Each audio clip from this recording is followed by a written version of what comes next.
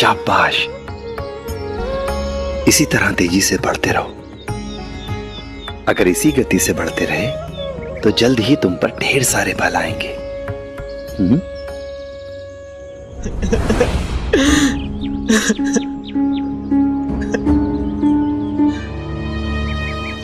क्या हुआ?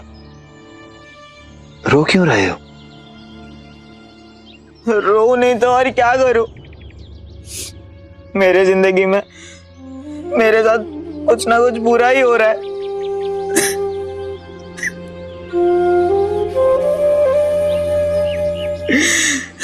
क्या बुरा हुआ है तुम्हारे साथ? मुझे बताओ। मैं जानता हूं आप साई हो, सबकी मदद करते हो, लेकिन आप मेरी मदद नहीं कर सकते। पर कोशिश तो कर सकता हूं ना। बताओ, क्या समस्या है तुम्हारी? साई, मेरा नाम प्रताप है। मैं पास वाले गांव में रहता हूं। कुछ महीने पहले मेरी आई बीमार पड़ी और उस वजह से मुझे अपनी पढ़ाई छोड़नी पड़ी और मैं नौकरी करने लगा ताकि कुछ पैसे कमाकर मैं बाबा की मदद कर सकूं।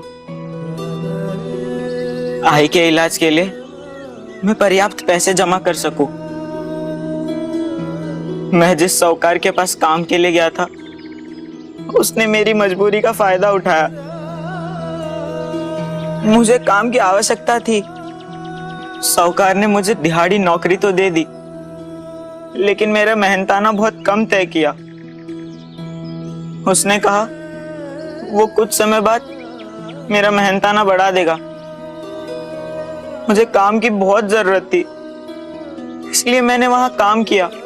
बहुत समय बीत चुका है, लेकिन वो साहूकार मेरी दिहाड़ी मजदूरी नहीं बढ़ा रहा।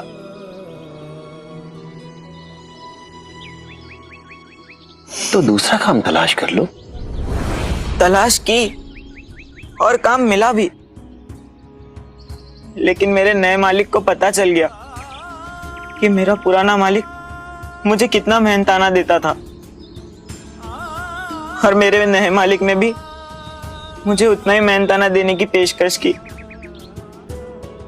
सब मेरी मजबूरी का फायदा उठा रहे। मैं हार मान चुका हूं अपनी किस्मत से और अपनी जिंदगी से भी। जीवन में हार मान जाना इंसान के जीवन का सबसे बड़ा दुर्भाग्य होता है। इसलिए कभी भी हार मत मानना, क्योंकि मन के हारे हार है और मन के जीते जीत। अगर तुम कोशिश करते रहे तो एक न एक दिन तुम्हें वो काम जरूर मिलेगा जिसके कि तुम लायक हो। वक्त लगता है, लेकिन परिश्रम का फल जरूर मिलता है। ये सच नहीं है साई।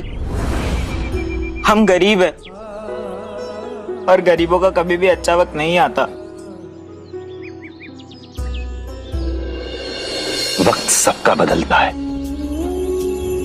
तुम्हारा भी जरूर बदलेगा।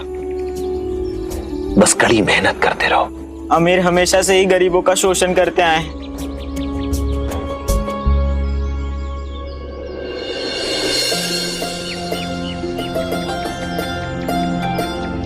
आओ मेरे साथ। आप मुझे यहाँ क्यों ले आए? तुम्हें ये दिखा। यहाँ क्या है? ध्यान से देखो।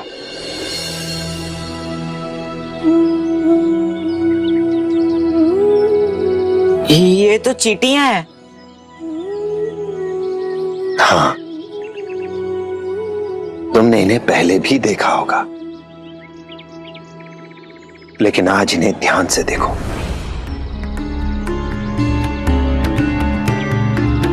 ये तो सबके सब ऊपर की ओर जा रही हैं।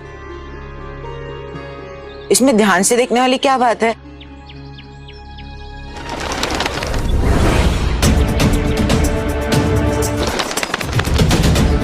देखा आपने साई, उस चींटी के साथ क्या हुआ? हमेशा से यही होता आया है। आज मेरी हालत उस चींटी जैसी है जो हमेशा शक्तिशाली लोगों का शिकार बनती है। तुम सही कह रहे हो। शायद तुम उस चींटी की ही तरह हो, पर यात्रा अभी समाप्त नहीं हुई है। भले ही आज पंछी चींटी को उठा ले गया हो, उसने चींटी को खा लिया हो, पर यह स्थिति हमेशा नहीं रहेगी। एक दिन जब पंछी के प्राण निकल जाएंगे तो सब कुछ बदल जाएगा। क्या बदल जाएगा साई? तब उस पक्षी के मृत शरीर को ये चींटियां ही खाएंगी, तब ये चक्र पूरा होगा। इसीलिए तुमसे कह रहा हूं कि जैसे तुम आज हो वैसे हमेशा नहीं रहोगे।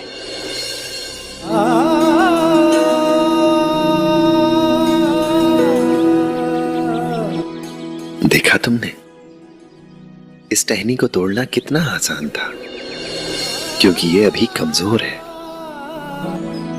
समय बीतने के साथ साथ ये बढ़ती जाएगी और एक दिन ये बड़ा पौधा बन जाएगी। तब इसे तोड़ना आसान नहीं होगा।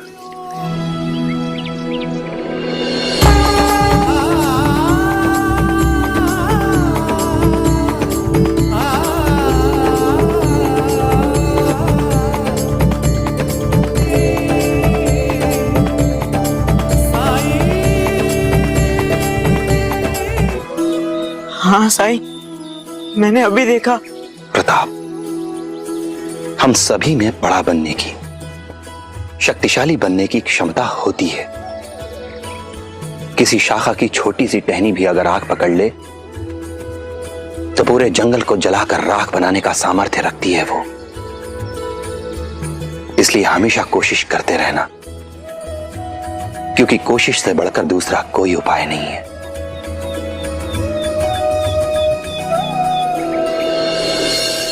अब रोना बंद करो और अपने काम पर जाओ। ये लो, इसे पानी में घोलकर अपनी आई को पिला देना। शुक्रिया साई। राम जी भला करे। मैं जो कहने जा रहा हूं उसे हमेशा याद रखना। इंसान की प्रवृत्ति होती है कि जब वो सफलता हासिल करता है, सफलता का स्वाद चखता है, तो वो चींटी से बाज बन जाता है। पर आप ऐसी गलती मत करना। सफलता प्राप्त करने के बाद भी खुद को विनम्र बनाए रखना। याद रखना कि आपके आसपास भी चींटियां मौजूद हैं। उनकी शक्ति को, उनकी सामर्थ्य को कभी कम करके मत आंकना, क्योंकि एक न एक दिन चींटी का वक्त भी जरूर आता है।